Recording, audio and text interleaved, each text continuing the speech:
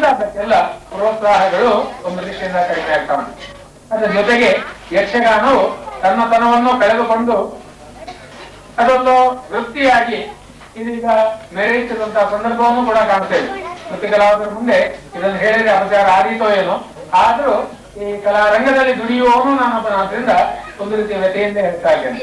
ಇಂದು ಕೇವಲ ವ್ಯಾಪಾರಿ ಮನೋಭಾವದಿಂದ ಬೆಳೆಯುತ್ತಿದೆ ಈ ಯಕ್ಷಗಾನ. ಎಷ್ಟು ಉಳಿದೀತು, ಎಷ್ಟು ಅದು ಬೆಳೆದೀತು ಎಂಬುದರ ಬಗ್ಗೆ ಹಲವರು ನಾವು ಇನ್ನೂ ಕೂಡ ಚಿಂತನೆ ಮಾಡಬೇಕಾದಂತಹ ಸಂದರ್ಭಗಳಿವೆ. ಇಂತಹ ಸಂದರ್ಭಗಳಲ್ಲಿ ಈ ರೀತಿಯ ಹವ್ಯಾಸಿ ರಂಗಭೂಮಿ ಅಥವಾ ಹವ್ಯಾಸಿ ಕಲಾವಿದರಿಂದ ಈ ಪರಂಪರೆಯ ಯಕ್ಷಗಾನ ಉಳಿಯುವ ಆ ಒಂದು ಸಂದರ್ಭ ಬಂದಿದೆ, ಅಂತಹ ಕ್ರಮ ನಡೆದು ಬಂದಿದೆ.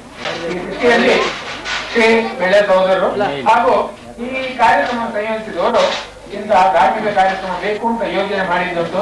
ನಿನ್ನೆ ತಾಲೂಕಲ್ಲಿ ಈ ದಿವಸ ಮಧ್ಯಾಹ್ನ ಕೃಷ್ಣಮೋಹನ್ ಕಚೇರಿ, ಶಾಸ್ತ್ರೀಯ ಸಂಗೀತ ಕಚೇರಿ ಹಾಗೂ ಈ ದಿವಸ ರಾತ್ರಿ ಪರಂಪರೆಗೆ ಅಳವಡಿಸಿಕೊಂಡಂತಹ ಯಕ್ಷಗಾನ ಬಯಲಾಟದ ಈ ಕಾರ್ಯಕ್ರಮವನ್ನು ಸಂಯೋಜಿಸಿಕೊಂಡಿದ್ದೇವೆ. ಇದಕ್ಕೆ ಬಂದಂತಹ ಆತ್ಮೀಯ ಕಲಾವಿದರೆಲ್ಲರಿಗೂ ಕೂಡ ಈ ಕಾರ್ಯಕರ್ತರ ಪರವಾಗಿ ಹಾರ್ದಿಕವಾದಂತಹ ಸ್ವಾಗತವನ್ನು ಬಯಸ್ತೇನೆ. ಹಾಗೆ ಪ್ರೇಕ್ಷಕರಾಗಿ ಈ ಧಾರ್ಮಿಕ ಹಾಗೂ ಸಾಂಸ್ಕೃತಿಕ ಕಾರ್ಯಕ್ರಮದಲ್ಲಿ ಪಾಲ್ಗೊಳ್ಳುವ ಬಂಧುಗಳ ತಮಗೆಲ್ಲರಿಗೂ ಕೂಡ ಕಾರ್ಯಕರ್ತರ ಪರವಾಗಿ ಹಾರ್ದಿಕವಾದ ಸ್ವಾಗತ. ಅದರ ಜೊತೆಗೆ ಕೃತಜ್ಞತೆಯನ್ನು ಹೇಳಬೇಕಾಗ್ತದೆ. ಈ 2 ದಿವಸದ ಇಷ್ಟೊಂದು ಕೆಲಸ ನಡೆಯಬೇಕಾದ್ರೆ ಕೇವಲ ಒಬ್ಬಿಬ್ಬರನ್ನು ನಡೆಯುವುದಲ್ಲ, ಹಲವಾರು ಮಂದಿ ಹಲವಾರು ದಿನಗಳ ತಮ್ಮ ಶ್ರಮವನ್ನು ಇದಕ್ಕಾಗಿ ವೆಚ್ಚ ಮಾಡಿದ್ದಾರೆ. ಅಂತಹ ಬಂಧುಗಳೆಲ್ಲರ ಆ ಶ್ರಮಕ್ಕೆ ಶ್ರೀದೇವಿಯು ಹಾಗೂ ವಿಘ್ನೇಶ್ವರನು ಹಾಗೂ ಸಹ ದೇವತೆಗಳೆಲ್ಲರೂ ಕೂಡ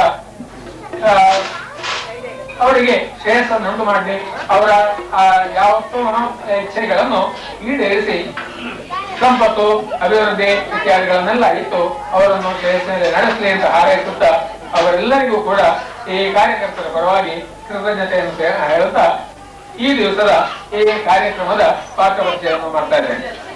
ಹಾಡುಗಾರಿಕೆಯಲ್ಲಿ ಭಾಗವಹಿಸುವವರು ನಮ್ಮ ಜಿಲ್ಲೆಯ ಬಡಗುತಿಟ್ಟಿನ ಸುಪ್ರಸಿದ್ಧ ಭಾಗವತರು ಶ್ರೀ ಜಿ ಕಾಳಿಂಗನಾಡ್. ಇವರ ಹೆಸರು ಹೇಳಿದರೆ ಸಾಕು, ಕರ್ಕಿ ಪ್ರಭಾಕರ್ ಭಂಡಾರಿ ಇವರು ಕೂಡ ಹಾಗೆ ಸಾಲಿಗ್ರಾಮ ಮೇಳದ ಕಲಾವಿದರಾಗಿದ್ದು ನಾವು ಅವರಿಗೆ ಬೇಕಾದ ರೀತಿಯಲ್ಲಿ ಸಹಕರಿಸುವುದು. ಚೆಂಡೆ ಬಾರಿಸುವವರು ಶ್ರೀ ಶಿವಾನಂದ ಇವರು. ಆಮೇಲೆ ಈ ದಿವಸ ನಾವು ಆರಿಸಿಕೊಂಡಂತಹ ಕಥಾಭಾಗ ಸುಧನ್ವ ಮೋಕ್ಷ. ಇದರಲ್ಲಿ ಸುಧನ್ವನಾಗಿ ಶ್ರೀ ಗೋಪಾಲಾಚಾರಿ, ಹಂಸಧ್ವಜನಾಗಿ ಶ್ರೀ ತಿಮ್ಮಪ್ಪ, ಸುಗರ್ಭೆಯಾಗಿ ಶ್ರೀ ದಯಾನಂದ, ಕೂಲೆ ಮತ್ತು ಕೃಷ್ಣನಾಗಿ ಶ್ರೀ ಅಶೋಕ ಭಟ್, ಅರ್ಜುನನಾಗಿ ಗುರ್ಮೆ ಕರುಣಾಕರ್. ಇವರು ವೃತ್ತಿ ಕಲಾವಿದರಷ್ಟೇ ಪರಿಣತಿಯಿಂದ ಮೆರೆಯುವವರು, ಅಮೆಚೂರ್ ಆರ್ಟಿಸ್ಟ್ ಅಂತ ಹೇಳಿದ್ರೆ ನಾವು. ಆದ್ರೆ ಅವರ ವೃತ್ತಿ ಬೇರೆ, ಪ್ರವೃತ್ತಿ ಈ ಯಕ್ಷಗಾನವನ್ನಾಗಿಸಿದ್ದಾರೆ. ಸಾಮಾನ್ಯ ವೃತ್ತಿ ಕಲಾವಿದರಿಗಿಂತಲೂ ಹೆಚ್ಚಾಗಿ ಅಭಿನಯದಲ್ಲಿ ಅವರು ಕಾಣಿಸಿಕೊಳ್ಳಲಿಕ್ಕಿದ್ದಾರೆ. ಪ್ರಭಾವಕಿಯಾಗಿ ಈ ಕಾರ್ಯಕ್ರಮವನ್ನು ಸಂಯೋಜಿಸಿಕೊಟ್ಟು ಇದನ್ನು ನಡೆಸಿಕೊಳ್ಳುವವರು, ಜವಾಬ್ದಾರಿ ಹೊತ್ತವರು ಹಾಗೂ ಒಂದು ಕಾಲದಲ್ಲಿ ವೃತ್ತಿ ಕಲಾವಿದರಾಗಿದ್ದು ಈಗ ಹವ್ಯಾಸಿ ಕಲಾವಿದರಾಗಿ ವೃತ್ತಿಯಲ್ಲಿ ಬೇರೆ ವ್ಯಾಪಾರಿಯಾಗಿದ್ದುಕೊಂಡು ಪ್ರವೃತ್ತಿಯಾಗಿ ಇದನ್ನು ಉಳಿಸುತ್ತಾರೆ, ಬೆಳೆಸ್ತಾರೆ. ಬೆಂಗಳೂರು ಮೊದಲಾದ ಕಡೆಗಳಲ್ಲಿ ಇಂತಹ ಅನೇಕ ಕಲಾವಿದರಿಗೆ ಅವರು ಪ್ರೋತ್ಸಾಹವನ್ನು ಕೊಟ್ಟು ಈ ಕಲೆಯನ್ನು ಅಲ್ಲಿ ಪ್ರಸರಿಸುವ ಆ ನೆಲೆಯಲ್ಲಿಯೂ ಕೂಡ ಮುಂದುವರಿತಾ ಇದ್ದಾರೆ ಶ್ರೀ ಮಂಟಪ ಪ್ರಭಾಕರ್ ಉಪಾಧ್ಯಾಯ. ಪ್ರದ್ಯುಮ್ನಾಗಿ ಶ್ರೀ ಗಾಣಿಗ ಇವರೆಲ್ಲರೂ ಈ ಕಾರ್ಯಕ್ರಮವನ್ನು ಯಶಸ್ವಿಯಾಗಿ ನಡೆಸಿಕೊಡಬೇಕು ಅಂತ ಕೇಳಿಕೊಳ್ಳುತ್ತಾ ಮತ್ತೊಮ್ಮೆ ಈ ಕಾರ್ಯಕ್ರಮದಲ್ಲಿ ಭಾಗಿಗಳ ತಮಗೆಲ್ಲರಿಗೂ ಕೃತಜ್ಞತೆಯನ್ನು ಹೇಳುತ್ತಾ ಕಾರ್ಯಕ್ರಮವನ್ನು ಮುಂದುವರಿಸಬೇಕು ಅಂತ ನೆನಪಿಸ್ತಾ ಇದ್ದೇನೆ.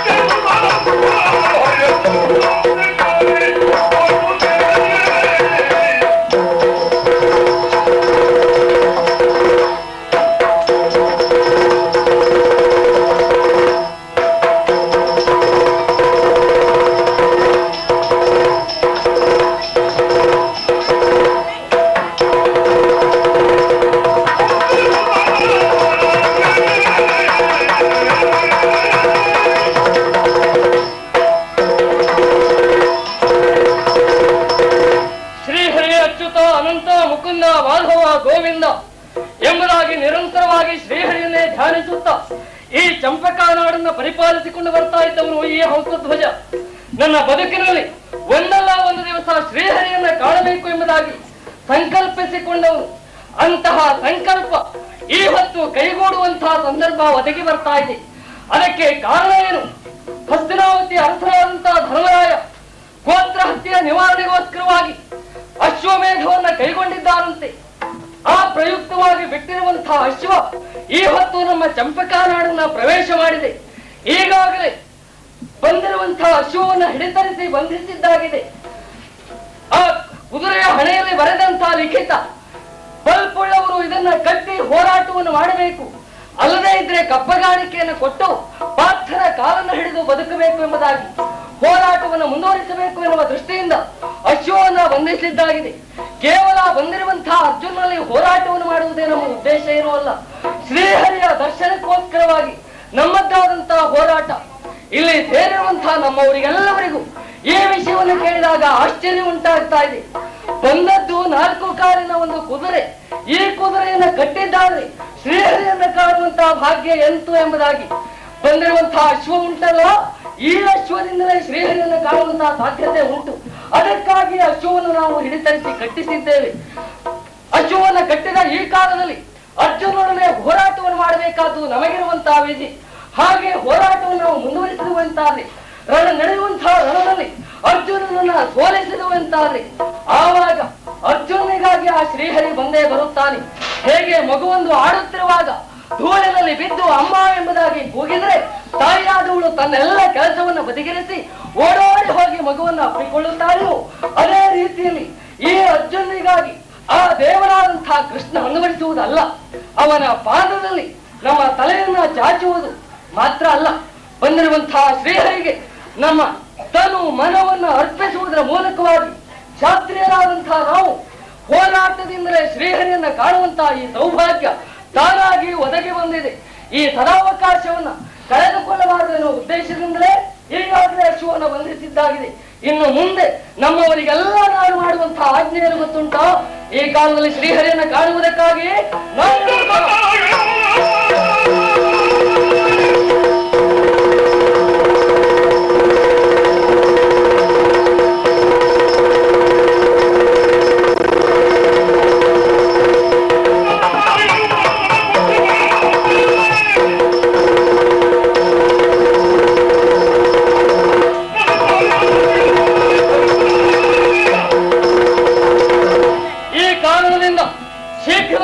ಚಂಪಕಾನಾಡಿನಲ್ಲಿ ಎಲ್ಲ ಸಿದ್ಧತೆಗಳು ಆಗಬೇಕು. ಯಾವುದಕ್ಕೆ?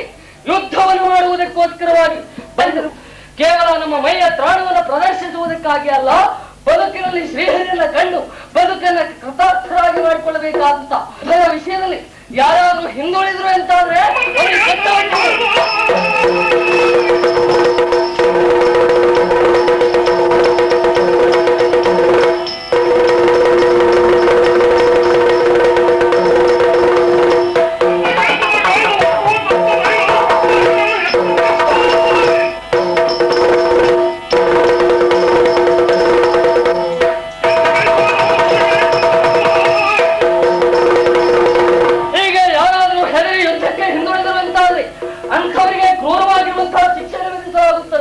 ಕುದಿಯುತ್ತಿರುವಂತಹ ತೈಲ ಕಟಾಹದಲ್ಲಿ ಅವರನ್ನ ಎತ್ತಲಾಗುತ್ತದೆ. ಇದು ರಾಜ ಮಾಡಿರುವಂತಹ ಕಟ್ಟಾಗ್ನಿ. ಶ್ರೀಹರಿಯ ದರ್ಶನಕ್ಕೋಸ್ಕರವಾಗಿ ಯಾರೂ ಹಿಂದುಳಿಯಬಾರದು. ಅಂಥವರಿಗಿಂತಹ ನಾವು ವಿಧಿಸುತ್ತೇವೆ. ಸರಿ, ಈ ವಿಷಯವನ್ನು ನಮ್ಮ ಸಭೆಯಲ್ಲಿ ಸೇರಿದವರೆಲ್ಲರೂ ತಿಳಿದುಕೊಂಡ ಹಾಗಾಯ್ತಲ್ಲ? ಏನು ಆಶ್ಚರ್ಯ! ಈ ಸಭೆಯಲ್ಲಿ ಅಗತ್ಯವಾಗಿ ನಾನು ಕಾಣಬೇಕಾದಂತಹ ಒಂದು ಮುಖವನ್ನು ಮಾತ್ರ ಕಾಣ್ತಾ ಇಲ್ಲ. ಅವನೇ ನನ್ನ ಮಗನಾಗಿರುವಂತಹ ಸುಧನ್ವ. ಅವನು ಈ ಕಾಲದಲ್ಲಿ ಅಗತ್ಯವಾಗಿ ಬೇಕಿತ್ತು. ಯಾಕೆಂದ್ರೆ ನನ್ನ ಯಾವತ್ತೂ ಆಶಯವನ್ನು ಪೂರ್ಣ ಮಾಡಿಕೊಳ್ಳಬಲ್ಲಂತಹ ಅರ್ಹತೆ ಇದ್ದದ್ದಾದ್ರೆ ಆ ಒಬ್ಬ ನನ್ನ ಮಗ ಸುಧನ್ವನಿಗೆ. ಕಾರಣ ಅವನಿಗೆ ಇಲ್ಲಿ ಇಲ್ಲದೇ ಇದ್ದೇನಾಯ್ತು. ಸಭೆಗೆ ಬರುವುದಕ್ಕೆ ಅವನಿಗೆ ಹೇಳಿ ಕಳಿಸಿಬಿಡ್ತಾರೆ ನೋಡು.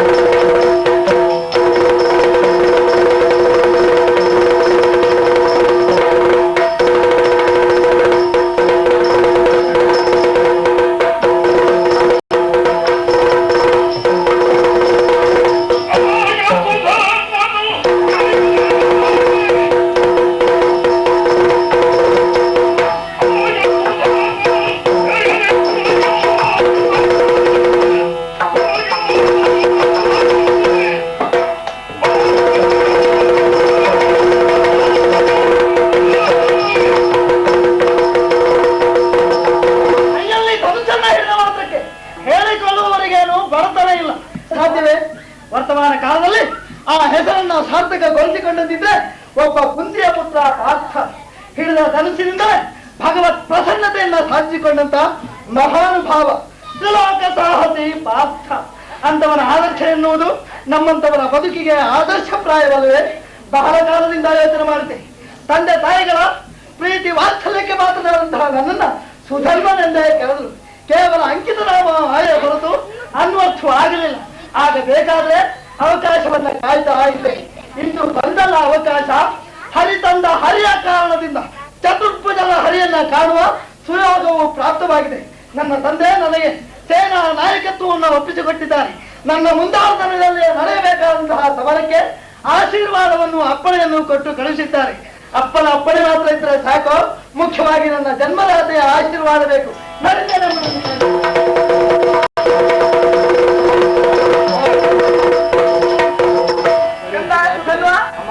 ಮಗ, ಏನು ಇದು? ಕರದಲ್ಲಿ ಸುಂದರಬಾಣ, ಮುಖದಲ್ಲಿ ವೀರಾವೇಶ, ಎಲ್ಲಿಗೆ ಬರ್ತಿದ್ದು?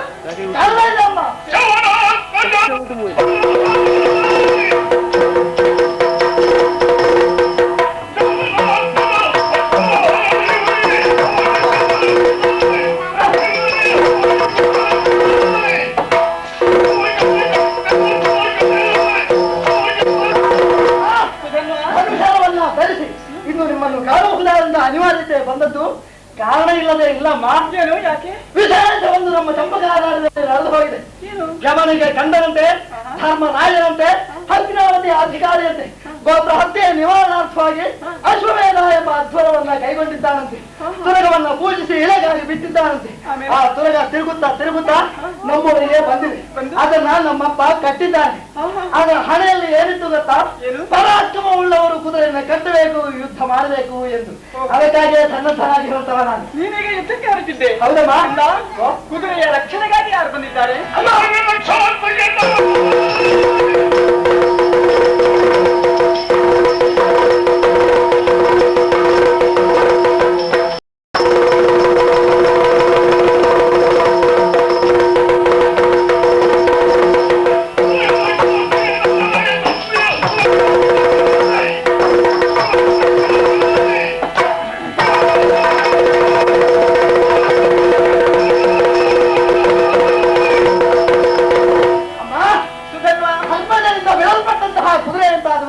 ಅದಕ್ಕೆ ಸುಭದ್ರವಾದಂತಹ ರಕ್ಷಣೆ ಇದ್ದೇ ಇದೆ ಅಮ್ಮ. ಯಾರು ನೇತಾರರಾಗಿ ಬಂದವರು? ಎಂದರಿಸಿಕೊಂಡಂತಹ ದಶ ನಾಮವನ್ನು ಧರಿಸಿದಂತಹ ಒಬ್ಬ ಪಾರ್ಥ ಆ ತುರಗವನ್ನು ರಕ್ಷಿಸುವುದಕ್ಕಾಗಿ ಬಂದಿದ್ದಾನೆ. ಬಂದಂತಹ ಪಾತ್ರದಲ್ಲಿ ದೇವತೆಗಳು ಮೆಚ್ಚುವ ರೀತಿಯಲ್ಲಿ ಯುದ್ಧವನ್ನ ಮಾಡಿ ಜಯ ಗಳಿಸುವುದಕ್ಕಾಗಿ ಹೊರಟು ನಿಂತವ ನಾನು. ಸುಧನ್ವ, ಅಮ್ಮ, ಅರ್ಜುನ ಅರ್ಜುನ ಅಂತ ಹೇಳಿದಾಗ ಅವನ ಕೀರ್ತಿ ವಾರ್ತೆ ಈ ಪ್ರಪಂಚದಲ್ಲಿ ಎಲ್ಲರಿಗೂ ಹಬ್ಬಿದೆ. ಹೌದಲ್ಲ? ಅಂತಹ ಸಮರ್ಥನಲ್ಲಿ ಯುದ್ಧ ಮಾಡುವಾಗ ನೀನು ಎಲ್ಲಿಯಾದರೂ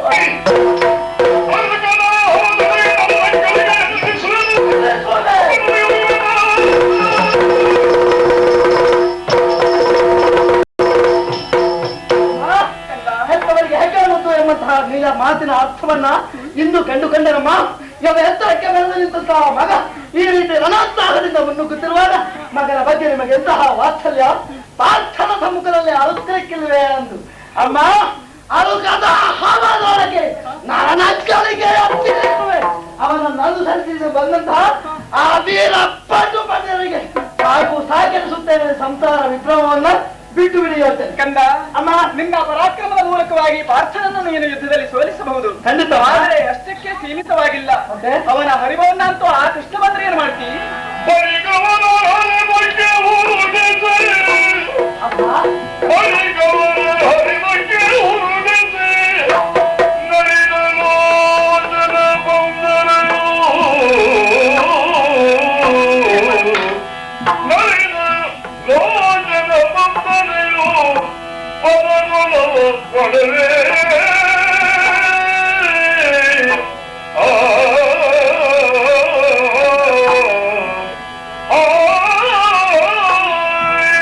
ನಿಮ್ಮ ಪ್ರಶ್ನೆ ಸಾಧುವಾಗಿದೆ ಅಮ್ಮ. ಉದ್ವೇಗಕ್ಕೆ ವಶನಾಗಿದ್ದೆ. ಮುಂದಾಗಬಹುದಾದಂತಹ ನನ್ನ ಪ್ರಯತ್ನದ ಫಲರೂಪವಾಗಿ ಆ ಪರಮಾತ್ಮ ಶ್ರೀಕೃಷ್ಣ ನಮ್ಮ ನಾಡಿನಲ್ಲಿ ಮೈದೋರಿದ ಅಂತಾರೆ ಮತ್ತೇನು ಬೇಕಮ್ಮ ನನಗೆ? ಏನ್ ಮಾಡ್ತಿ ಕಂದ? ಯುಗ ಯುಗಾಂತರದಲ್ಲಿಯೂ ತಪಸ್ಸನ್ನು ಆಚರಿಸ್ತಾರೆ ಆ ಭಗವಂತನ ದಿವ್ಯ ಚರಣವನ್ನ ನೋಡುವುದಕ್ಕಾಗಿ. ಎಷ್ಟು ಅಂದಾಗೆ ಲಭ್ಯ ಆಗ್ತದೆ. ಹೌದಮ್ಮ, ಅಂತಹ ಅಗೋಚರನು ಅಗಮ್ಯನೂ ಆದಂತಹ ಸ್ವಾಮಿಯ ಆ ಚರಣವನ್ನ ಕಂಡ ಮೇಲೆ ಮತ್ತೇನು ಬೇಕಮ್ಮ? ಅವನ ಪಾದ ಸಾನ್ನಿಧ್ಯವನ್ನ ಸೇರುವುದು, ಅವನ ಪಾದ ತೊಲೆಯುವನ್ನು ಪಡೆಯುವುದು ನನಗಿರುವ ಮುಖ್ಯ ಉದ್ದೇಶ ತಾಯಿ.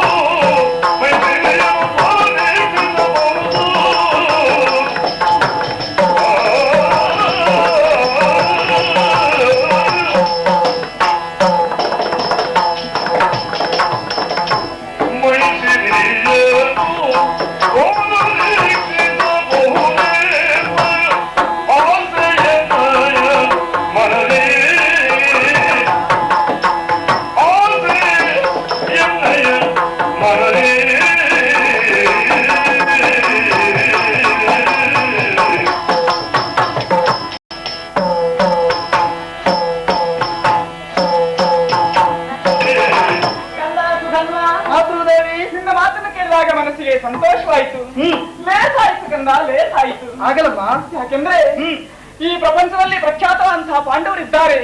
ಅಂತಹ ಪಾಂಡವರು ಸುಭದ್ರವಾಗಿ ಸುಖವಾಗಿ ಬದುಕಲಿಕ್ಕೆ ಕಾರಣ ಶ್ರೀಕೃಷ್ಣ ಪರಮಾತ್ಮನ ಅನುಗ್ರಹವಂತೆ. ಲೋಕ ತಿಳಿದ ಸತ್ಯ. ಹೌದು ಕಂದ.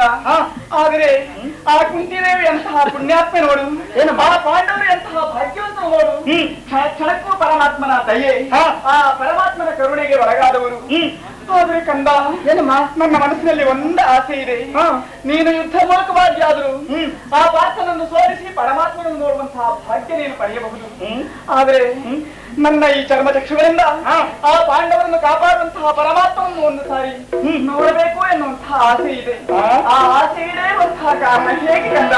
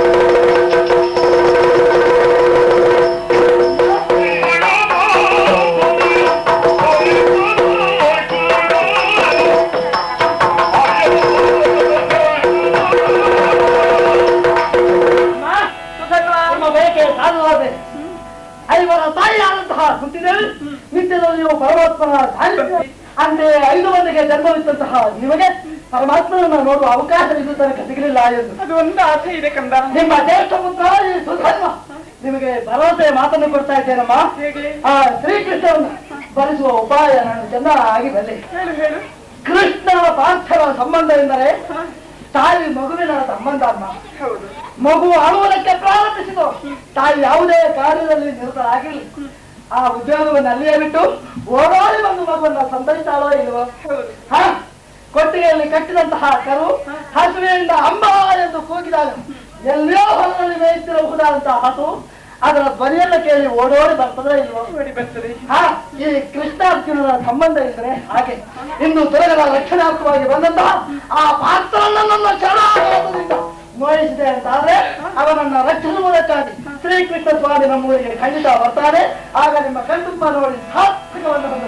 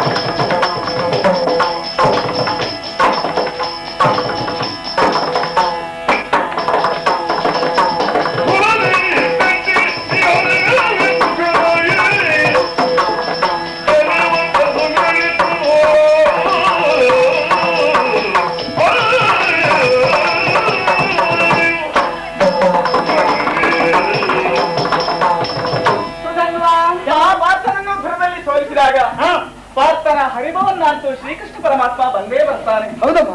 ಪಾಂಡವ ಸಾಪರಾಚಾರ್ಯನೆಂಬ ಘನವಾದಂತಹ ಬಿರುದನ್ನು ಪಡೆದಿದ್ದಾನೆ. ಯಾವ ಕಾಲದಲ್ಲಿಯೂ ತನ್ನ ಭಾವನಾಂತಹ ಪಾರ್ಥನಿಗೆ ದೂರದಲ್ಲಿ ಸೋಲಾಗಲಿಕ್ಕೆ ಪರಮಾತ್ಮ ಖಂಡಿತ ಬಿಡುವುದಿಲ್ಲ. ಹೌದಂತೆ ಕೇಳಿದ ಹಾಗೆ ಎಲ್ಲಿಯಾದರೂ ಆ ಶ್ರೀಕೃಷ್ಣ ಬಂದಾಗ ಒಂದೇ ರಥದಲ್ಲಿ ಕುಳಿತು ಸಾರಥಿ ಮಾಡಿದಾಗ ಇಬ್ಬರು ಒಂದಾಗಿ ಯುದ್ಧ ಮಾಡಿದಾಗ ಕಂದ ಏನಮ್ಮ ಎಲ್ಲಿಯಾದರೂ ನೀನು ಜಯ ಗಳಿಸಿದ್ರೆ ಆಯ್ತಲ್ವೇ. ಆಕಸ್ಮಿಕವಾಗಿ ನೀನು ಯುದ್ಧದಲ್ಲಿ ವಿಮುಖನಾದೆ ಅಂತಾದ್ರೆ ನಾಳೆ ನನ್ನ ಬಂಧು ಬಾಂಧವರು ಸುಗರ್ಭೆಯ ಸುತನಾದಂತಹ ಸುಧನ್ವ ಕೃಷ್ಣಾರ್ಜುನಲ್ಲಿ ಯುದ್ಧಕ್ಕೆ ಹೋಗಿ ಸೋತು ಹಿಂದೆ ಬಂದ ಅಂತ ನನ್ನನ್ನು ಜೈಲಿಕ್ಕಿರುವ ಮಗ. ಅದಕ್ಕಾಗಿ ಅಂತಹ ಅರ್ಜುನರ ಇದರಲ್ಲಿ ನೀನೇನು ಮಾಡ್ತಿ ಮಗ?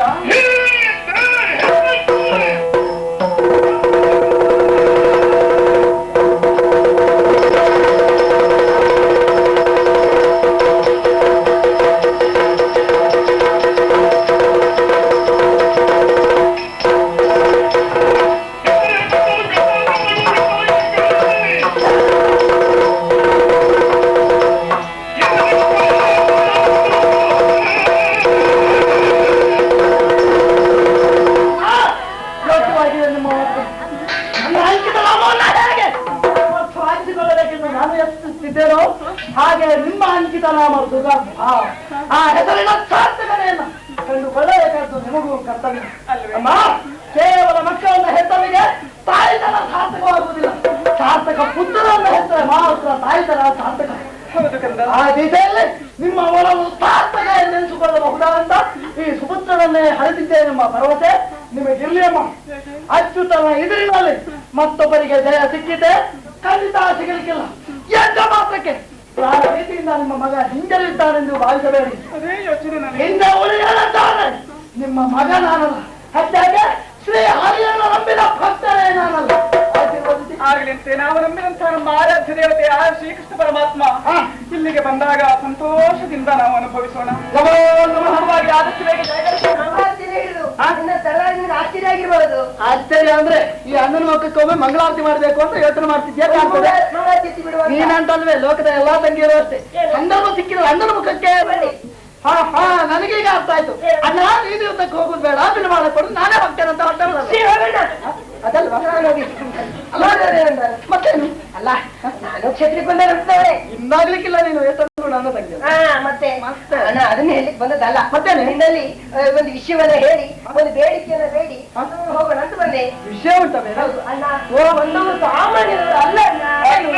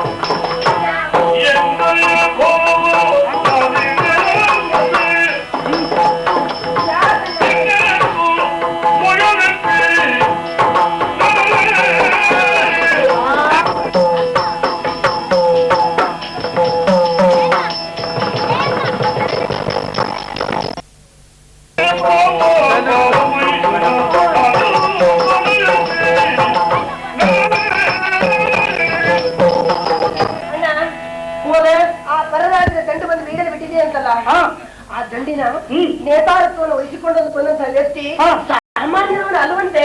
ಮತ್ತೆ 3 ಲೋಕದ ಗಂಡು ಗೆದ್ದೆ ಗೆದ್ದೆ ಅನ್ನೋದು ಬಿಡು. ನಿಮ್ಮೆಲ್ಲರ ಶುಭಾರಕ್ಕೆ ಅಣ್ಣ. ಗೆದ್ರಂತೂ ನನಗಂತೂ ಬಹಳ ಸಂತೋಷ ಅಂತೂ. ಆದ್ರೆ ಎಲ್ಲಿಯಾದ್ರೂ ಅಂದ್ರೆ ಆಗ್ಬಾರ್ದು, ಎಲ್ಲಿಯಾದ್ರೂ ನಿನಗೆ ಸೋಲು ಉಂಟಾಗಿ ಬಿಟ್ರೆ ಅಲ್ಲ ಆಗ್ಬಾರ್ದು ಅಂತೂ ಏನೋ ಯೋಚನೆ ಮಾಡಿಕೊಂಡಿದ್ದೀಯಾ ಎಂಬುದು ಪರಿಸ್ಥಿತಿ. ನಕ್ಷತ್ರದ ವ್ಯವಹಾರ ಯಾರು ನಿರ್ಣಯಕ್ಕೂ ಸಿಗಬಹುದಾದಂತಹ ವಿಷಯ ಅಲ್ಲ. ಒಮ್ಮೆ ಸೋತೆ ಅಂತ ಇಟ್ಟುಕೊಳ್ಳೋಣ. ನಿನಗೇನು ತೊಂದರೆ? ಸೋಲು ಗೆಲುವು ನನಗೆ ಸಂಬಂಧಿಸಿದ ವಿಷಯಪ್ಪ. ಹೌದಣ್ಣ. ರಣಕ್ಷೇತ್ರದಲ್ಲಿ ಸಾವು ಉಳಿವಿನ ಪ್ರಶ್ನೆ ಅಷ್ಟೇ.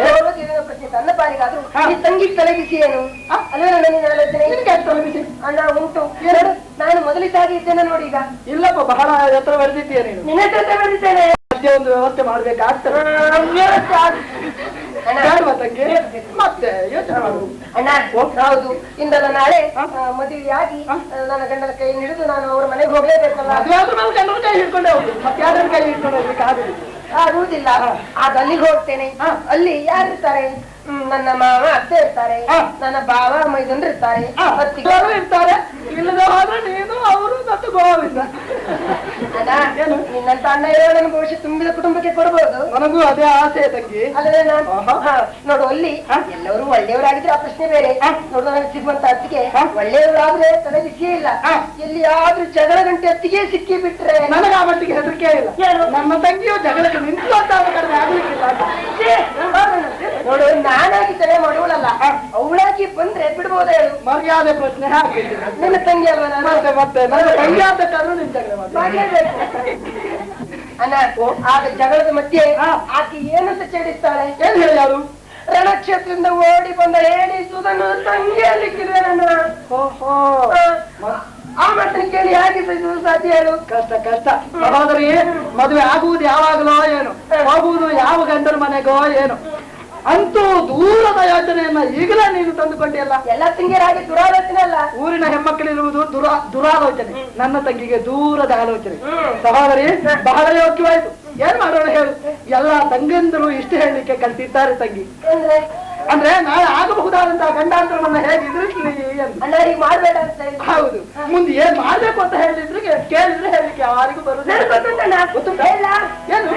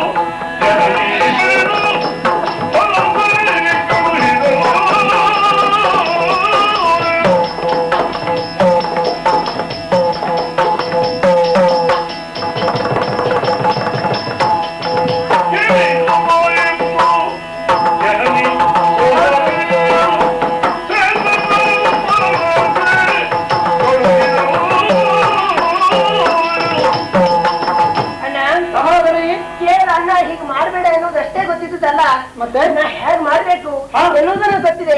ಅಂತೂ ಪೂರ್ವಭಾವಿಯಾಗಿ ಸಾಕಷ್ಟು ಯೋಚನೆ ಮಾಡಿಯೇ ಬಂದಿದ್ಯಾ? ಹೌದು. ಏನ್ ಮಾಡ್ಬೇಕಮ್ಮ ನಾನು? ನಿನ್ನಲ್ಲಿ ಬೆಳೆಸಿಕೊಳ್ಬೇಕು ನಾನು. ಹೇಳು. ಅಣ್ಣ ಹೇಳಿ ಸ್ವೀಕರಿಸ್ತೀಯಲ್ಲ? ಖಂಡಿತವಾಗಿ. ಬಂದಿದ್ದಾನಲ್ಲ ಪ್ರತಿಪಕ್ಷದ ನಾಯಕ ಅರ್ಜುನ. ಅರ್ಜುನ ತಾನು 3 ಲೋಕದ ಗಂಡು. ಪ್ರಧಾನಿ ತನ್ನ ವೀರಪುತ್ರ ಎಂಬುದಾಗಿ ಪಡೆದಿದ್ದಾಳೆ. ಹೀಗೆಲ್ಲ ಗರ್ವದ ಗಿರಿಯನ್ನು ಅಡಗಿಕೊಳ್ತಿದ್ದಾನಂತನ್ನ. ಹಾಗೆ ಬಂದಂತಹ ಪಾರ್ಥನ ಬಿಂಕವನ್ನ ನೀನು ಖಂಡಿಸಬೇಕು. ಆತನ ಪಾಲಿಗೆ ಪರಾಜಯವನ್ನು ನೀವು ಒದಗಿಸಬೇಕಣ್ಣ. ಆದ್ರೆ ಪರಾಜಯವನ್ನು ಒದಗಿಸಿದ ತಕ್ಷಣದಲ್ಲಿ ಯುದ್ಧ ಎನ್ನುವುದು ಅಲ್ಲಿಗೆ ಕೊನೆಗೊಳ್ಳುವುದಿಲ್ಲ. ನಿಲ್ಲಕ್ಕಿಲ್ಲ. ಆತನ ದೇವ ಭಾವ ಶ್ರೀಕೃಷ್ಣ ಇದ್ದಾನಲ್ಲ, ತನ್ನ ಭಾವನ ಸೋಲಿಗಾಗಿ ಸೋಲನ್ನ ಪರಿವರ್ತನೆಗೊಳಿಸುವುದಕ್ಕಾಗಿ ಶ್ರೀಕೃಷ್ಣ ಸ್ವಾಮಿ ಓಡೋಡಿ ಬರ್ತಾನಣ್ಣ. ಬಂದು ಆತನ ರಕ್ತದಲ್ಲಿ ಮಂಡಿಸ್ತಾನೆ. ಅಣ್ಣ ನಮ್ಮ ಹೃದಯ ಕಮಲದಲ್ಲಿತ್ತು ಆರಾಧಿಸುವಂತಹ ಆ ಸ್ವಾಮಿಯೇ ಬಂದು ಪ್ರತ್ಯಕ್ಷವಾಗಿ ನಮ್ಮ ಎದುರು ನಿಂತಾಗ ಈ ಲೌಕಿಕವಾದಂತಹ ಜಯ ಯಾಕಣ್ಣ ನಮಗೆ?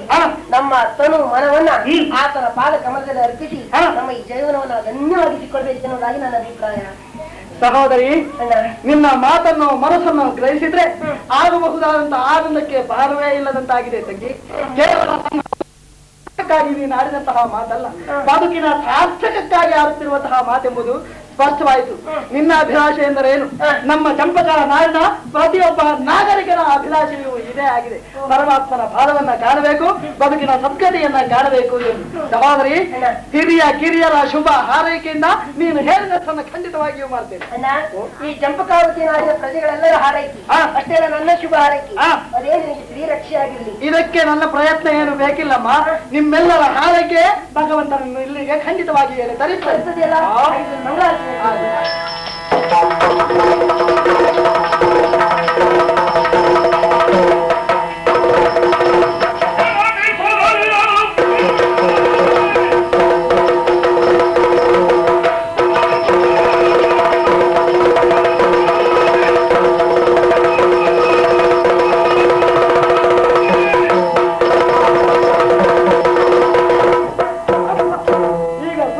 ಬದುಕಿನ ಧನ್ಯತೆಯನ್ನ ಕಂಡುಕೊಳ್ಳುವುದರಲ್ಲಿ ಅರ್ಥವೂ ಇದೆ, ಔಚಿತ್ಯವೂ ಇದೆ. ಅಲ್ಲದೆ ಹೋದ್ರೆ ನಮ್ಮ ಚಂಪಕ ನಾಡಿನ ಪ್ರತಿಯೊಬ್ಬ ಜೀವಿಯ ಜೀವನದಲ್ಲಿ ಆಡುತ್ತಿರುವ ಉಸಿರು ಭಗವಂತನನ್ನ ಕಾಣುವುದಕ್ಕಾಗಿ, ಆತನ ಒಲವನ್ನ ಪಡೆಯುವುದಕ್ಕಾಗಿ. ನಮ್ಮ ಅಪ್ಪ ಆಡಿದಂತಹ ಮಾತು ಅದನ್ನ ಕೇಳುವುದಕ್ಕಾಗಿ ತಾಯಿಯಲ್ಲಿ ಹೋದ್ರೆ ತಾಯಿ ಆಡಿದ ಮಾತು ಅದೇ, ಬಂದಂತಹ ತಂಗಿ ಆಡಿದಂತಹ ಮಾತು ಅದೇ, ಪ್ರತಿಯೊಬ್ಬ ಪ್ರಜೆಯೂ ಆಡುತ್ತಿರುವಂತಹ ಮಾತು ಅದೇ. ಇಲ್ಲೊಂದು ಯೋಚನೆ ಮಾಡಬೇಕಾಗಿದೆ. ಹಾಗಾದ್ರೆ ನಮ್ಮ ನಾಡಿನವರ ಎಲ್ಲರ ಮನಸ್ಸು ಹೀಗಿರುವಾಗ ನಮ್ಮ ನಾಡಿನವರಲ್ಲದವರ ಸೇರಬೇಕು.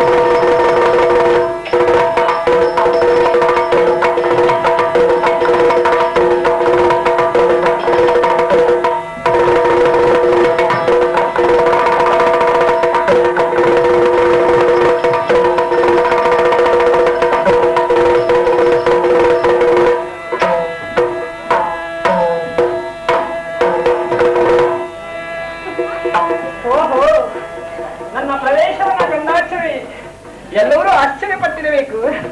ಯಾಕೆಂದ್ರೆ ಇಷ್ಟೊಂದು ಉತ್ಸಾಹದಿಂದ ಯಾಕೆ ಈ ರೀತಿಯ ಪ್ರಭಾವತಿ ಓಡಾಡ್ತಾ ಇದ್ದಾಳೆ ಅಂತ ನನ್ನ ಸಖಿಯರೆಲ್ಲ ಗೊತ್ತಿರುತ್ತದೆ.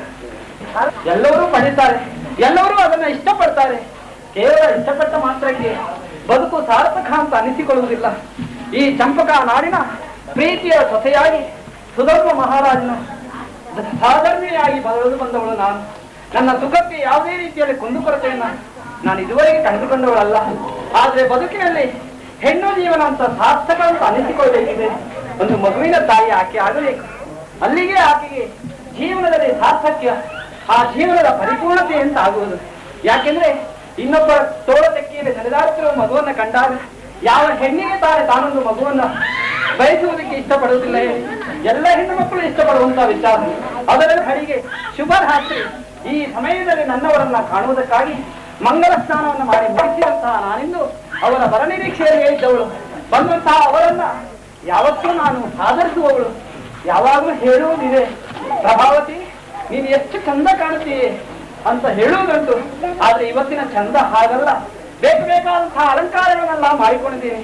ಕನ್ನಡಿಯಲ್ಲಿ ನನ್ನ ಮುಖವನ್ನ ಕಂಡಾಗ ನನ್ನ ರೂಪಕ್ಕೆ ನಾನೇ ಮೋಹಿತಳಾಗಿದ್ದೇನೆ. ಅಂದ ಮೇಲೆ ನನ್ನವರು ಬಂದ ಮೇಲೆ ಬಿಡಲಿಕ್ಕಿಲ್ಲಲ್ಲ. ಈ ದಿವಸ ಈ ಶಿವರಾತ್ರಿ ನನ್ನ ಜೊತೆಯಲ್ಲಿ ಕೂಡಿಕೊಂಡ್ರೆ ಈ ಚಂಪಕಾ ನಾಡಿನ ಈ ಕುಲವೇ ಉದ್ಧಾರ ಆದೀತು ಎನ್ನುವಂತಹ ಆತ್ಮಭರವಸೆ ನನ್ನ ಹೃದಯವನ್ನು ಎಚ್ಚರಿಸುತ್ತಾ ಇದೆ. ಅದಕ್ಕಾಗಿ ಇನ್ನೂ ಸಾಮರ್ಥ್ಯವನ್ನೆಲ್ಲ ಹಿಡಿದುಕೊಂಡು ಅವರ ಪರಮೇಕ್ಷೆಯಲ್ಲೇ ಇದ್ದೆ. ಯಾಕೆ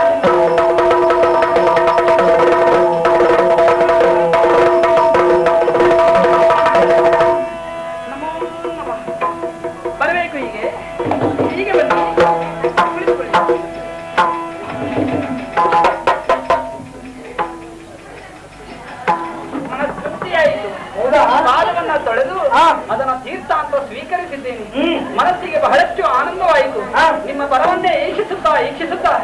ಎಷ್ಟೊತ್ತು ಕಾಡ್ಕೊಳ್ಳೆ ಗೊತ್ತಾ? ಒಂದು ಸ್ವಲ್ಪ ಕವಾಗಿದ್ರೆ ಇನ್ನೂ ಉದ್ದಾಗ್ತಿತ್ತು ಕುತ್ತಿಗೆ. ಬಹಳಷ್ಟು ಉದ್ದಾಗಿ ಹೋಗ್ತಾ ಇತ್ತು. ಹೌದು. ನಿಮ್ಗೆ ಯಾವತ್ತು ನೀವು ಎಲ್ಲಾ ರೀತಿಯಲ್ಲೂ ಗಾಳಿ ಆಡಿಸಿಕೊಳ್ಳುವರು. ಯಾಕೆ ಇವತ್ತು ಹೇಳಿದ್ರ? ಮತ್ತೆ ಅವಶ್ಯ ಇಲ್ಲ. ಆ ಕಡೆಯಲ್ಲಿ ಬಾಯಾರಿಕೆಯನ್ನು ಈಡೇರಿಸಿಕೊಳ್ಳುವುದಕ್ಕಾಗಿ ಆ ಕಡೆಯಲ್ಲಿ ತಂಪು ಪಾನೀಯ, ಈ ಕಡೆಯಲ್ಲಿ ಬಿಸಿ ಬಾದಾಮಿ ಹಾಲಿದೆ. ಹಾಕಿಕೊಂಡ ಬಾಯಾರಿಕೆ ಆದವರಿಗಲ್ವ ಕುಡಿಯಲಿಕ್ಕೆ ಬೇಕಾಗುದು. ಬಾಯಾರಿಕೆ ಅಂತಲ್ಲ, ಅದೊಂದು ಕ್ರಮ. ಮನೆಗೆ ಬಂದವರು ವಿಚಾರಿಸಿ. ನನಗೆ ಅವಶ್ಯ ಇಲ್ಲ. ನನಗೆ ಅಮ್ಮ ಹೇಳ್ಕೊಟ್ಟ ಕ್ರಮ ಹಾಗೆ. ನಿನ್ನ ಅಮ್ಮನಲ್ಲೇ ಇದೆ. ನೀವು ನನ್ನ ಕೈ ಹಿಡಿದವರಲ್ವಾ, ಅದಕ್ಕೆ ಸ್ವಲ್ಪ ಕೇಸರಿ ಹಾಕೊಡ್ತೀನಿ ಅಂತ ಹೇಳುವುದು. ಕೇಸರಿ ಬೇಡ, ಏನು ಬೇಡ. ಏನು ಬೇಡ, ಸ್ವಲ್ಪ ಏನು ಬೇಡ, ಹಣ್ಣು ಯಾವುದು ಬೇಡ. ಏನು ಬೇಡ. ಹೆಣ್ಣಿರುವಾಗ ಹಣ್ಣಕ್ಕೆ ಹೇಗೆ ಮಾತಿಗೆ ನಿಮ್ಮನ್ನೇ ನಾನು ಕಾಯ್ತಾ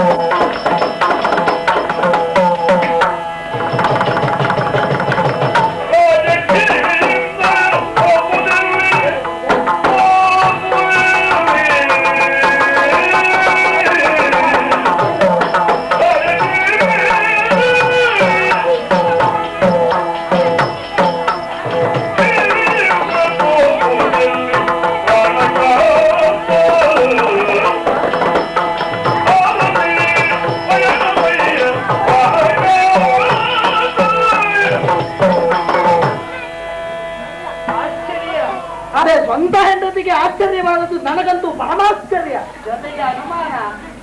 ಯಾಕೆ? ನನಗೆ ಅನ್ಸ್ತಾ ಇದೆ, ಏನು ನೀವು ಬಂದದ್ದು ಯಾರ ಮನೆಗೆ ಈಗ? ನಮ್ಮಂತ ದೊಡ್ಡ ವ್ಯಕ್ತಿಗಳು ಹೆಂಡರನ್ನ ಹೆಚ್ಚಿಗೆ ಹಚ್ಚಿಕೊಳ್ಳಬಾರ್ದು ಅನ್ನೋದು ಇದಕ್ಕೆ. ಯಾಕೆ? ಹಾಗಾಗ ಬಂದ್ರೆ ಎಲ್ಲಿಗೆ ಹೊರಟದ್ದು ಕೇಳುವ ಪ್ರಶ್ನೆ ಇದು ಲಘು ಅಂತ. ಮತ್ತೆ ಎಲ್ಲಿಗೆ ಹೊರಟದ್ದು ಅಂತ ಕೇಳ್ಬಿಟ್ಟು ಯಾರ ಮನೆಗೆ ಬಂದದ್ದು ಅಂತ ಕೇಳ್ತಾ ಇದ್ದದ್ದು. ನನ್ನ ಹೆಂಡತಿಯ ಮನೆಗೆ ಬಂದದ್ದು. ಚೆನ್ನಾಗಿ ಎಚ್ಚರ ಇದೆ ನನಗೆ. ಒಂದು ರೀತಿಯಲ್ಲಿ ವಿಶೇಷವಾಗಿದೆಯಲ್ಲ ನಿಮ್ಮ ಕ್ರಮ, ನಿಮ್ಮ ವೈಖರಿ. ಏನು ವಿಶೇಷ? ನಿಮ್ಮ ಟಿವಿ, ವಿಶೇಷವಾದಂತಹ ಟಿವಿ. ಹೌದಪ್ಪ. ರಾಜ ಟಿವಿ. ರಾಜಕುಮಾರನಾದಂತಹ ನನಗೆ ರಾಜ ಟಿವಿ ಇದ್ದುದ್ರಲ್ಲಿ ಆಶ್ಚರ್ಯ ಏನೇ? ಅಯ್ಯೋ ದೇವರೇ, ನಿಮ್ಮಲ್ಲಿ ರಾಜ ಟಿವಿ ಇದ್ರೆ ನನ್ನ ಅಪ್ಪ ನಿಮ್ಗೆ ಕೊಡ್ತಾರೆ ಅಂತ ಮತ್ತೆ ಯೋಚನೆ ಮಾಡು. ರಾಜ ಟಿವಿ ನೋಡಿ ಏನ್ ಕೊಟ್ಟದ್ದು? ಅದು ವಿಶೇಷವಾದಂತಹ ರಾಜ ಟಿವಿ. ಅದೇನು? ನಾನು ಮದುಮಗಳಾಗಿ ಕಂಡದ್ದು ದಿವಸ ವಿಶೇಷವಾದಂತಹ ರಾಜ ಟಿವಿ ನೋಡಿದ್ದಿದೆ. ಆದ್ರೆ ಈ ರಾಜ ಟಿವಿ ಅಲ್ಲ. ಇಂದಿನ ರಾಜ ಟಿವಿಯ ಕ್ರಮವೇ ಬೇರೆ. ಹೌದಾ? ತೊಟ್ಟುಕೊಂಡಂತಹ ಆಭರಣ, ತಲೆಯಲ್ಲಿ ಧರಿಸಿಕೊಂಡಿರುವಂತಹ ಕಿರೀಟ, ಕೈಯಲ್ಲಿ ಬಿಲ್ಲು ಬಾಣ ಅಷ್ಟೇ ಅಲ್ಲ. ಮತ್ತೆ ಬನ್ನಿ ಆಯ್ತಪ್ಪ, ಮಾನೇ ನಿನ್ನದಲ್ವ, ನೀನು ಎಲ್ಲ ಹೇಳಿದ್ರು ಬರ್ಬೇಕು. ಅದೇನದು? ಅದು ನಾನು ಹೇಳಿ ಬಂದ ಚಂದನ. ರಥ. ಹೌದು. ಓ, ಮಣಿಮಯ ರಥ. ಹೌದು. ಸಾರಥಿ ನಿಮ್ಮನ್ನೇ ಕಾಯ್ತಾ ಇದ್ದಾನೆ. ಹೌದು. ನನ್ನ ನೋಡಿದಾಗ ಅವ ಆ ಕಡೆ ಮುಖ ತಿರುಗುದು ಯಾಕೆ? ತ್ವರೆ ಮಾಡುವುದಷ್ಟೇ. ಹೌದಾ? ಯಾಕೆ ಸರ್ ರಥ ಹತ್ತಿಕೊಂಡು ಬಂದಿರಲ್ಲ? ಏನು ವಿಶೇಷ ಅಂತ ಕೇಳಿದ್ದು. ನನ್ನ ಮನೆಗೆ ಬರುವಾಗ ನೀವು ರಥ ಹತ್ತಿ ಬಂದವರಲ್ಲ. ಓ, ಅದು ನನಗೆ ಆಶ್ಚರ್ಯವಾದದ್ದು. ಅದಕ್ಕೆ ಹೇಳಿದೆ, ಎಲ್ಲಿಗೋ ಹೊರಟಿದ್ದೀರಿ. ಎಲ್ಲಿಗೆ ಹೊರಟದ್ದು? ಹೌದೌದು, ಹೇಳಿಬಿಡ್ತೇನೆ ನಿನ್ನಲ್ಲಿ. ಹೆಂಡತಿ ಯಾರು ನೀನು ಉದ್ಘಾಟ ಆಗುತ್ತಿದ್ದ ಕೇಳಿದ್ರೆ ಹೇಳುವುದಕ್ಕೆ ನಾನು ಸಿದ್ಧನಿದ್ದೇನೆ. ಹೇಳದಿಲ್ಲ ಹೇಳಿಲ್ಲ.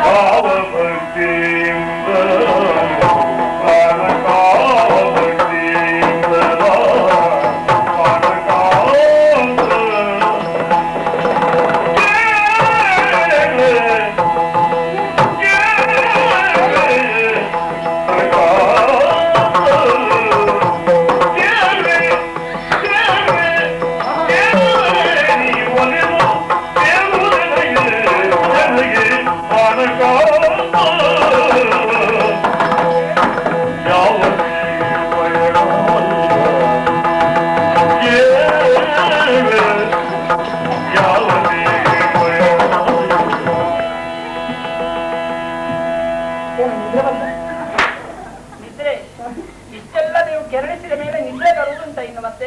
ಏನಾಯ್ತು ನಿಮಗೆ? ಎಷ್ಟು ಧಾರಾಳವಾಗಿ ಮಾತಾಡುವವರು ಇವತ್ತೇ ನನ್ನ ಹತ್ರ ಮಾತಾಡುವುದಿಲ್ಲ ಯಾಕೆ? ಕಾರ್ಯಬಾಹುಳ್ಯ. ಕಾರ್ಯಬಾಹುಳ್ಯ. ಅಯ್ಯೋ, ನಮ್ಮ ಮನೆಗೆ ಬರುವಾಗ ಅದೆಲ್ಲ ಇಟ್ಟು ಬರುವವರು ಆ ಕಡೆಯಲ್ಲಿ. ಇವತ್ತಿನ ಮೇಲೆ ಇಟ್ಕೊಂಡು ಬಂದಿದ್ದೀರಾ? ಇಟ್ಟು ಬರುವ ವಿಷಯ ಅಲ್ಲ. ನೀವು ಹೇಳುವುದಿಲ್ಲ, ತೀರಾ ಕೇಳಿದ್ರೆ ಹೇಳುವುದಿಲ್ಲ. ಹೇಳುವುದಿಲ್ಲ ಹೇಳುವುದಿಲ್ಲ ಹೇಳುವುದಿಲ್ಲ. ಏನು ಅಷ್ಟು ಪುಟ್ಟ, ಅಷ್ಟು ವಿಶೇಷವಾದಂತಹ ಕಾರಣ ಇರುವಾಗ ಹೆಂಡತಿಯಲ್ಲಿ ಹೇಳುವುದು ಏನು ತೊಂದರೆ ಇಲ್ಲ. ನಾನು ಯಾರಿಗೂ ಹೇಳುವುದಿಲ್ಲ. ಹೇಳಬೇಕು ಅಂದ್ರೆ ನೀನು ಹೇಳ್ತೀಯ, ನಾನು ಹೇಳ್ತೀಯ. ಹೇಳುವುದಿಲ್ಲ. ಮಾತನವಲ್ಲ ಹೇಳುವುದು. ಯಾಕೆ ಅಂತ ಗಟ್ಟಿಯ ಕಾಲು ಇಟ್ಕೊಂಡು ನಿಮ್ಗೆ ಅಷ್ಟು ಗೊತ್ತಾಗುದಿಲ್ವಾ? ಭಕ್ತಿಯಿಂದ ಕೇಳುವುದು. ಉದ್ಧಟತನದಿಂದ ಕೇಳುವುದಲ್ಲ. ನಿಮ್ಮ ಹೆಂಡತಿ ಕೇಳುವುದು. ಪ್ರಭಾವತಿ ನಾನು ಗೊತ್ತಿದೆಯಾ? ಕಾಲಿಟ್ಟು ಕೇಳಿಕೊಡ್ತೀನಿ. ಎಲ್ಲಿ ಹೋಗುದು? ಹೇಳುವುದು ಅಲ್ಲದೆ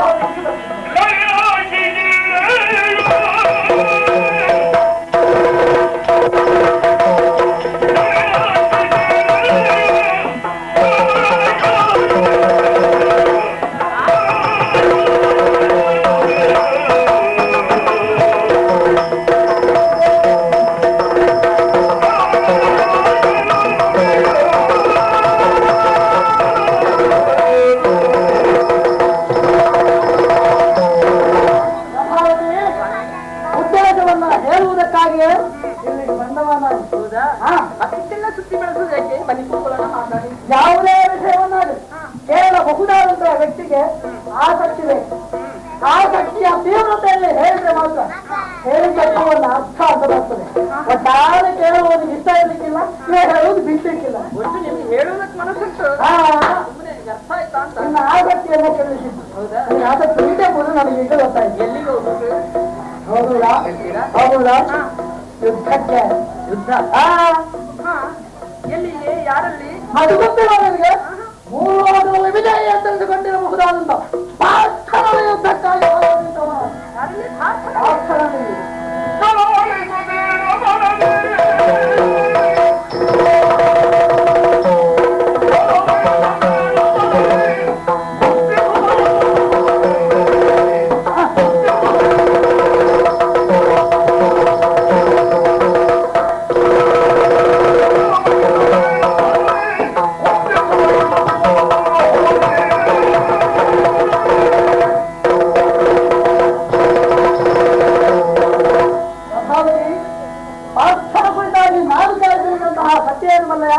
ಪ್ರಪಂಚದ ವೀರ ಪ್ರೀತಿಯಾಗಿಯನ್ನು ಎದುರಿಸಿದಂತಹ ಸಾಹಸಿ ಈಗ ಹಾಗಲ್ಲ. ಅಂತಃಪುರದ ಒಳಗಿರಬಹುದಾದಂತಹ ಹೆಮ್ಮಕ್ಕಳೆಯಲ್ಲಿ ಭೀತಿಯನ್ನು ಸ್ಥಾಪಿಸಿದಂತಹ ಸಾಹಸಿಯ ಪಾತ್ರ. ಅಲ್ಲದೆ ಹೊಸೆ ಇಂದು ಪಾತ್ರದಲ್ಲಿ ಸಂಗ್ರಾಮಕ್ಕೆ ಮುಂದಾಗುತ್ತಾ ಇದ್ದೇವೆ ಎಂದಾಗ ಏನಾಯ್ತು ನನಗೆ ಯೋಚನೆ ಮಾಡಬೇಕಾದಂತ ಅವಶ್ಯಕತೆ ಇಲ್ಲ. ಆ ಪಾರ್ಥನವರು ಕುಂತಿಯ ಮಗ, ನಾನು ಸುಗತ್ತೆಯ ಮಗ. ಕುಂತಿ 10 ಜನರಿಗೆ ಸುಗತ್ತೆಯ ಗಂಡ ಎಷ್ಟು ಮಾತ್ರಕ್ಕೂ ಹೆದರ್ಲಿಕ್ಕಿಲ್ಲ. ಬಿಡು ಯೋಚನೆ.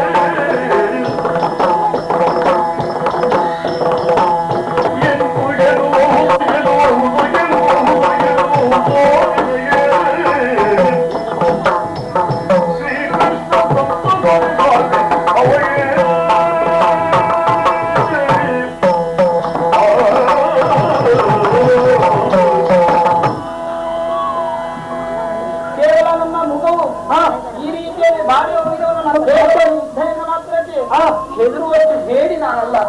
ಯಾಕಂದ್ರೆ ನಾನು ಅವಳು ಚಂದ್ರಿಯ ಕುಮಾರಿ ಅಂತಲ್ವೇ. ಆದ್ರೆ ಸ್ವಲ್ಪ ಯೋಚನೆ ಮಾಡಿದೆ. ಕೇವಲ ನಿಮ್ಮಷ್ಟಕ್ಕೆ ನಿಮ್ಮ ತೀರ್ಮಾನವನ್ನು ಮಾಡಿಕೊಂಡ್ಬಿಟ್ಟಲ್ಲ. ಯೋಚಿಸುವ ಅಂಶ ಏನಿದೆ ಇಲ್ಲಿ?